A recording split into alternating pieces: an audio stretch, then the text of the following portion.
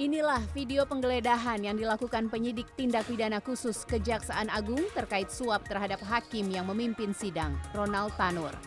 Penyidik menemukan uang pecahan ratusan ribu dolar Amerika dan Singapura, rupiah, yen, dan ringgit. Penggeledahan dilakukan di 4 lokasi di Surabaya, 1 lokasi di Semarang, dan 1 lokasi di Jakarta. Kejaksaan Agung pun resmi menetapkan 3 hakim berinisial ED, HH, dan M, serta seorang pengacara berinisial LR sebagai tersangka suap dalam kasus Ronald Tanur yang diduga melakukan penganiayaan terhadap pacarnya Dini Sera hingga meninggal dunia.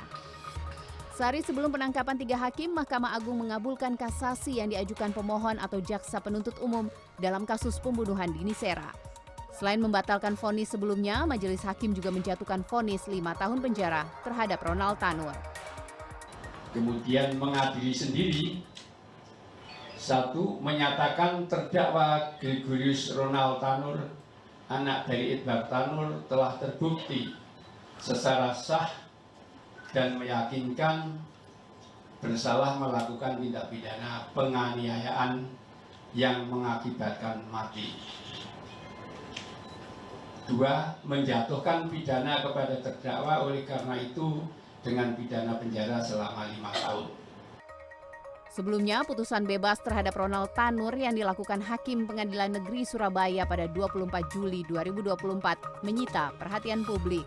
Dalam putusannya, Hakim menilai kematian Dini Sera Afriyanti disebabkan penyakit lain, bukan akibat luka karena penganiayaan oleh Ronald Tanur. Kasus pembunuhan yang dilakukan Ronald terhadap Dini terjadi pada 3 Oktober 2023. Ronald dan Dini saat itu datang ke tempat karaoke di Landmark Mall dan cekcok saat di dalam lift. Ronald menampar Dini hingga memukul dengan botol tequila.